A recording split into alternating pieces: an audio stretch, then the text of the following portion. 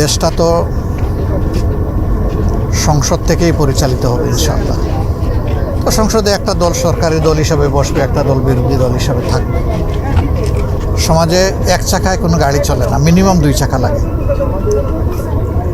তো সরকারি দল যদি ইতিবাচকভাবে তারা কার্যক্রম করেন, আমাদের সহযোগিতা তারা পাবেন ইনশাআল্লাহ।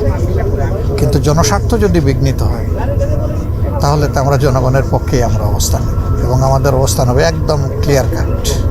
3 শর্ত আমরা চাইব যে এটা সবাই মানে। নাম্বার 1, এই সোসাইটি আগাগোড়া দুর্নীতিগ্রস্ত, দুর্নীতি থেকে বের হয়ে আসতে হবে। 2 নম্বর হচ্ছে বিচার বিভাগ। বিচার বলতে কিছুই নেই আমাদের দেশে। দেখেন না, এতগুলো ঋণ লাভ কেমনি চান্স পায়?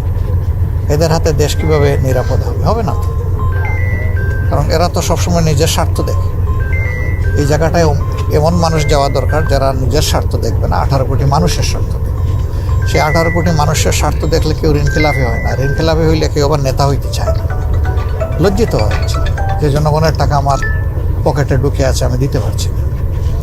তো আমরা স্বাধীন বিচার বিভাগ চাই, এবং কারো উপর সামান্য কোনো অবিচার হলেই আমরা কিন্তু প্রতিবাদ করব। এমনকি সরকারি দলের কারো উপরও যদি আমরা দেখি অবিচার হচ্ছে, তাও প্রতিবাদ করব। অবিচার আমরা মেনে নেব না কোনো অবস্থায়। আর তৃতীয়টা হচ্ছে, সংস্কারের যে প্রস্তাবের উপরে গণভোট হয়েছে, এটা পুরাটাই মানতে হবে। এর কোনো খণ্ডিত অংশ আমরা বাস্তবায়ন দেখতে চাই। কিন্তু তারেক সাহেব আমার সাথে কি আলাপ করবেন, এটা তো ওনার মনের ব্যাপার। আমি তো ওনার মনের ব্যাপার বলতে পারবো না। উনি আসলে আলাপ করলে আমরা দেশ এবং জাতির স্বার্থকে সর্বোচ্চ গুরুত্ব দিয়ে ইনশাআল্লাহ আমরা আলাপ